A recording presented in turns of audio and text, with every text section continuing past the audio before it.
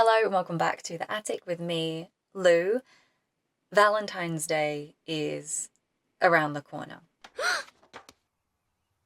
So today I'm going to talk about a charming movie from the 90s that I decided to revisit the other day and was pleasantly surprised by how much I still liked it. I think it's a great film. That does sound very wholesome, but don't worry.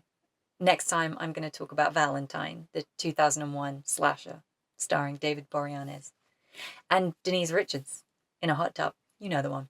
But until then, let's keep things nice and light and get into the truth about cats and dogs, which I only found out the other day is actually a gender-flipped retelling of the Cyrano de Bergerac story, which makes a lot of sense because the 90s was very much all about taking the classics and bringing them into the modern, wasn't it? So here we go. Janeane Garofalo plays Abby, an intelligent and quick-witted radio vet who hosts a show called The Truth About Cats and Dogs, where pet owners phone in and she gives them advice and solutions to their animal queries. She receives a call from an English photographer, Brian, played by Ben Chaplin, who needs help calming down a dog that's in roller skates. I thought you said this guy was a professional. Oh, no. He is a professional. He's just used to dealing with chihuahuas and poodles. It's the dog that's a professional. She talks him through it all with great success, and he decides to keep the dog. He calls her up the next day to say thank you and to ask her out, to which she initially addresses how odd this is. Why would I mean a listener I know nothing about except he puts roller skates on his dog? And then agrees to meet up with him. Great. Okay, bye. But, oh, no, wait, I forgot to ask you what you look like. Oh, why do you need to know that? However, when he asks her what she looks like, she panics and describes her neighbor Noelle, who is a supermodel, played by Uma Thurman. I'm 5'10", blonde, thin, hard to miss. Abby stands Brian up and assumes that that is the end of their interaction. But Brian is a persistent young man, and he unexpectedly shows up at the radio station on a day where Noelle just so happens to be visiting Abby and practicing her skills as a newscaster. Brian sees Noelle on the mic, assumes that she's Abby, the person that he spoke to on the phone, and is instantly smitten. To save the real Abby from embarrassment, Noelle goes along with the ruse. This is my friend, Donna. Hi. Hello? The three of them meet up at a bar, and Noelle goes to the bathroom to allow Abby to explain the truth to Brian, to which she backs out and cements her fake identity as Donna, making up a ridiculous backstory about being a goat farmer. I make cheese. Cheese? Yeah. Really, I've never met a cheesemaker before. As the lie continues to grow, the women continue to see Brian, and he falls in love with both of them. Noelle for her beauty in person, and Abby for her personality over the phone. Little does he realize that they are two separate people, and to make matters even more confusing, he might also be developing a soft spot for Donna, the cheesemaker.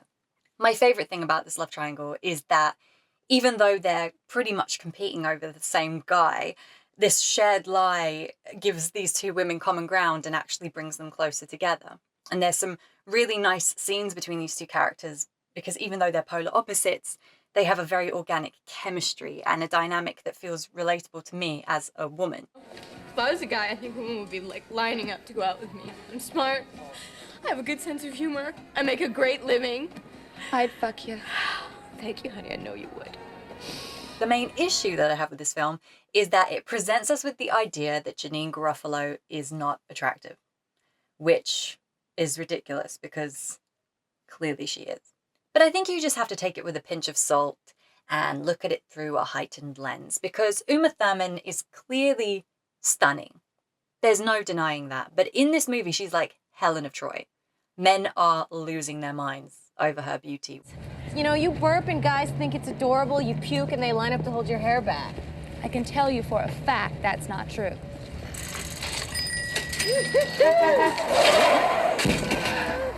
Nice trick, moron. What? Oh my God. So if the men in this movie are that shallow, then no wonder they're blind to Abby's beauty and wit and intelligence. She is all that and a bag of chips. Who's the other one? She makes cheese. It's also a little bit upsetting that Noelle, who is the pinnacle of beauty, doesn't eat. You don't eat. You ordered it. I love to order. I love menus, but I gotta keep the calories down. And her garbage boyfriend calls her fat.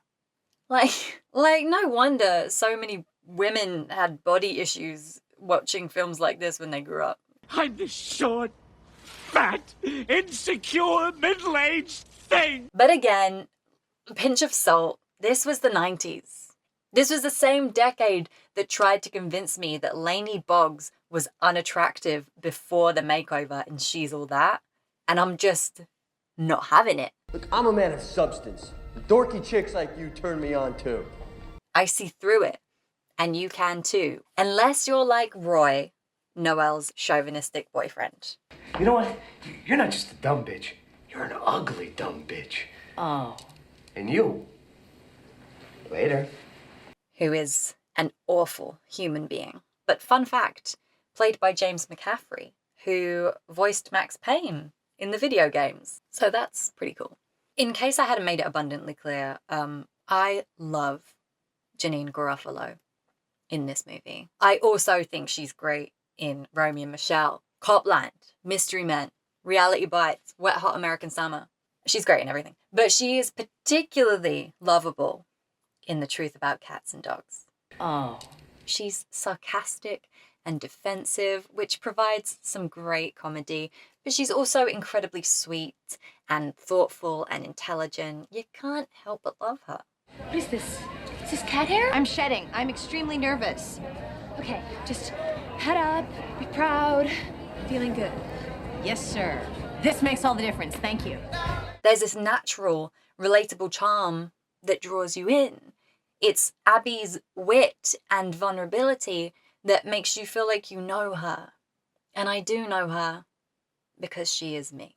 Out of curiosity, I read Roger Ebert's review of this movie the other day, and he compared Janeane Garofalo in this to Sandra Bullock in While You Were Sleeping, and I had the exact same thought when I watched this. While we're on the topic of While You Were Sleeping, shout out Bill Pullman. Love him so much. Uma Thurman is adorable in this movie. She's supposed to be a little bit ditzy, a little bit naive, but her heart's in the right place, which could so easily have become a vapid, one-dimensional character in the wrong hands, but it doesn't here. She feels fully realized, and you can see why Abby is drawn to her as a friend as much as why Brian is drawn to her romantically.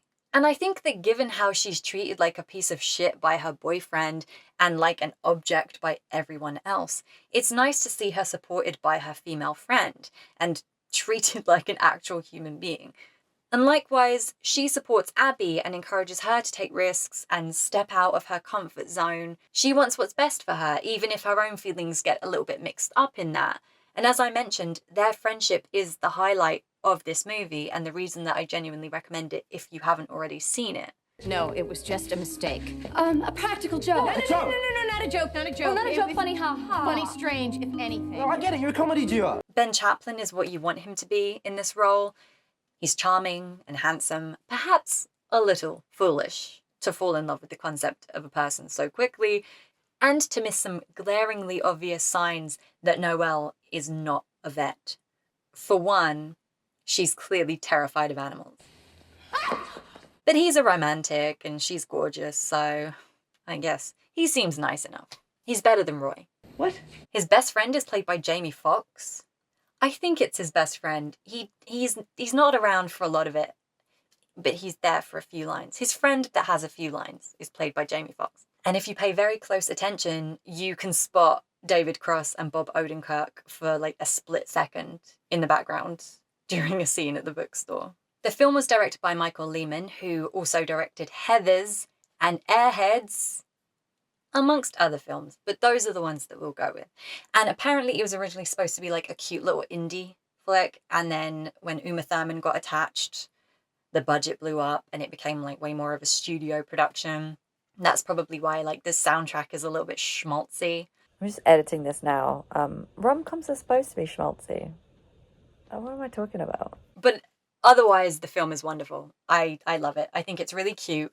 It's funny. It's actually really funny, and it's still really valid. I genuinely think, as older rom-coms go, this one holds up pretty well. I think there's a lot of stuff in this that feels quite modern and relatable. Not enough cats and dogs for me. But there is a cat and there is a dog. The truth is still out there, and I don't know what it is, other than the fact that they both make me sneeze. I don't have a witty sign-off for this one, but I will impart you with some wisdom that my friends Esme and Harry gave me, and I don't know how true this is because I didn't look it up, because where is the fun in that? But apparently a dentist can tell if you let your dog, quote unquote, kiss you on the mouth, because the bacteria lingers on your gums so they can smell it on your breath. So, like, don't let your dog lick your face for that reason. If you're going to French someone this Valentine's Day, make it a human. Save a dog, ride a cowboy, or whatever the old saying is. And on that note, I'm going to leave you to it. Thank you for watching. Like and subscribe if you want to. You don't have to. Look after your animals. Look after yourself. Be safe. Be sexy. Don't lie about your identity. And I'll see you in the next one. Thank you for your time.